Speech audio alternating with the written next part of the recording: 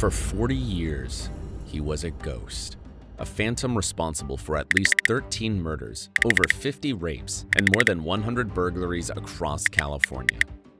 He left a trail of terror and a mountain of evidence, but no name. Thousands of pages of police reports, millions of data points. It was a puzzle so vast, so complex, that it seemed no human mind could ever solve it. But what if a new kind of detective could read that mountain of data in seconds? A partner that doesn't sleep, doesn't forget, and hunts for something far more elusive than fingerprints. It hunts for behavioral DNA, a criminal's invisible signature written in the patterns of their crimes. This is the story of how artificial intelligence is helping to hunt the world's most evasive serial killers, and it's already changing the face of justice forever. Artificial intelligence is changing the way police investigate crimes. It can analyze huge amounts of digital evidence, spot patterns humans might miss, and help solve cases faster. And then I think it's a defensible one, is that data, auditable data and auditable algorithms are always going to be a more effective and more fair and more just means of directing patrol officers than relying on their intuition or their hunches. To catch a killer, you have to think like one. For decades, that was the mantra of criminal profilers. They dive into case files, trying to decode the twisted logic, rituals, and unique habits, the signature that made a killer recognizable.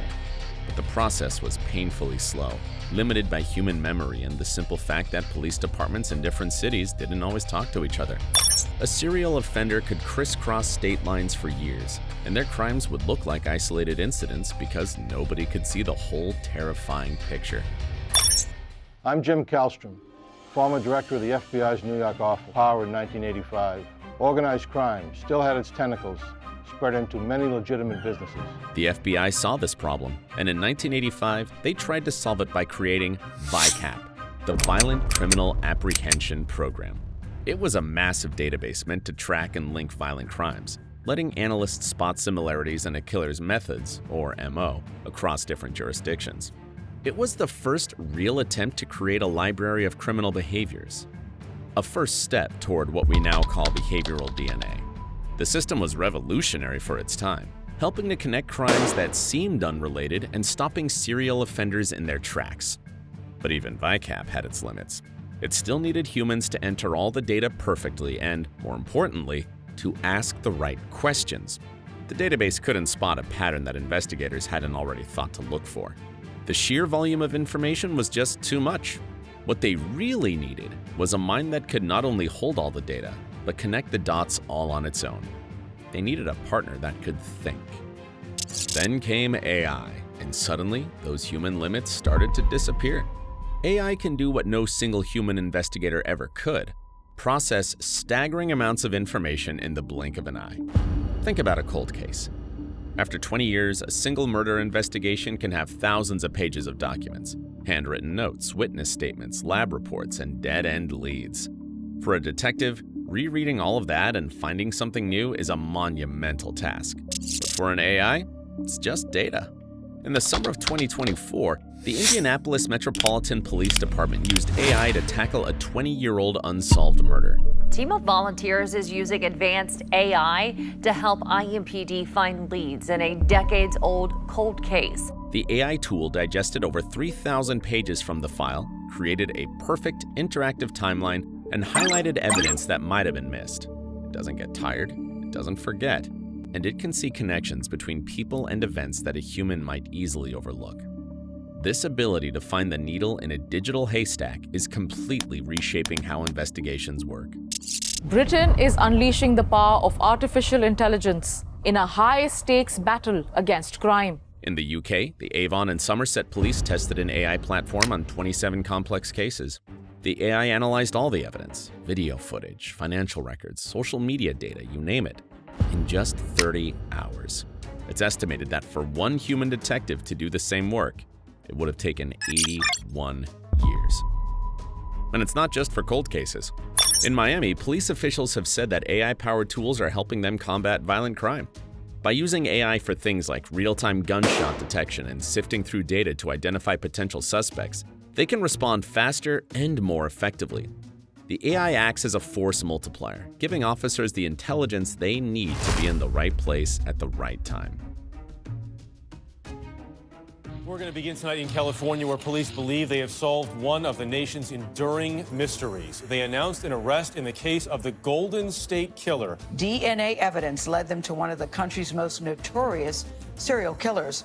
Joseph James DeAngelo was arrested yesterday. For decades, the ghost of California, the East Area rapist, remained a mystery. The case files got thicker, the victims got older, and hope began to fade. The problem wasn't a lack of evidence. It was that no one could connect that evidence to a name.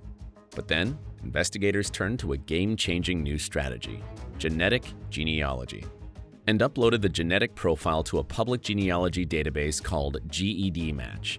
This is a platform where millions of people have submitted their own DNA to explore their family history.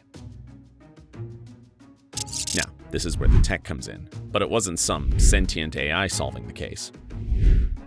Instead, skilled human genealogists like Barbara Ray Venter used powerful algorithms to do the impossible. The system started searching for partial matches, not to the killer himself, but to his distant relatives. It sifted through millions of profiles and helped the genealogists construct massive, complicated family trees. This reverse genealogy process allowed investigators to build a family tree for their suspect, going back to distant ancestors and then branching back down to the present day. Slowly, painstakingly. The human experts using these tools narrowed the possibilities. The technology didn't point to one person and say, "That's him." Instead, it pointed to a family, and then to a handful of potential suspects within that family. This is the magic of the human-machine partnership. The tech provided a lead that would have been impossible to find otherwise, and the investigators did the rest. They zeroed in on one man, Joseph James DeAngelo. And in 2018, 44 years after his first known crime, the ghost finally had a name. The Golden State Killer was caught. This same technique, combining DNA analysis with genealogy, has since helped solve hundreds of cold cases, bringing justice to families who had waited decades. This technology is undeniably powerful. It's closing cases once thought unsolvable and giving victims the answers they deserve. But it also opens a Pandora's box of ethical questions. Predictive policing algorithms could reinforce existing biases, and facial recognition technology has already led to wrongful arrests. I said, "This is not me." I was like, "I hope y'all don't think all black people look alike." And then he says, "The computer says it's you." So, where do we draw the line? How much of our privacy are we willing to give up for a greater sense of security? Let me know what you think in the comments. The AI detective is brilliant, but it's far from perfect. An algorithm is only as good as the data it's trained on, and if that data is biased, the AI will learn that bias too. If historical crime data shows that police have disproportionately targeted certain neighborhoods, a predictive policing AI might just send more officers to those same areas, creating a dangerous feedback loop. This isn't just a what-if scenario. It's already happening. The most visible risk has come from facial recognition. At least 8 people in the United States have been wrongfully arrested after being misidentified by police AI. Because you are under arrest. This is Robert Williams. 3 years ago, he was arrested on his driveway for a crime he hadn't committed. Artificial intelligence mistook him for this man. In 2020, a man named Robert Williams was arrested by Detroit police after facial recognition software incorrectly flagged his driver's license photo as a match for a grainy surveillance image of a robbery suspect. He was held for 30 hours for a crime he didn't commit. It later came out that the AI had lower accuracy rates for people of color, a devastating flaw with real-world consequences. These incidents make one thing crystal clear. AI and law enforcement can't operate in a black box. For these tools to be used ethically, we have to know how they make decisions. They must be tested for bias, and their results have to be treated as a lead, not as proof. The final decision, and the ultimate responsibility, must always rest with a human investigator. We're witnessing a fundamental shift in criminal investigation. The idea of an AI that hunts serial killers, reconstructs crime scenes, and uncovers long-buried secrets isn't science fiction anymore. It's happening right now. From analyzing digital footprints to mapping the human genome, These tools are proving to be one of the biggest leaps in law enforcement since the discovery of DNA itself. This technology allows investigators to see past the limits of human cognition, to find patterns in the chaos, and to finally give a voice to victims whose cases have long gone cold. But, like any powerful tool, carries huge risks.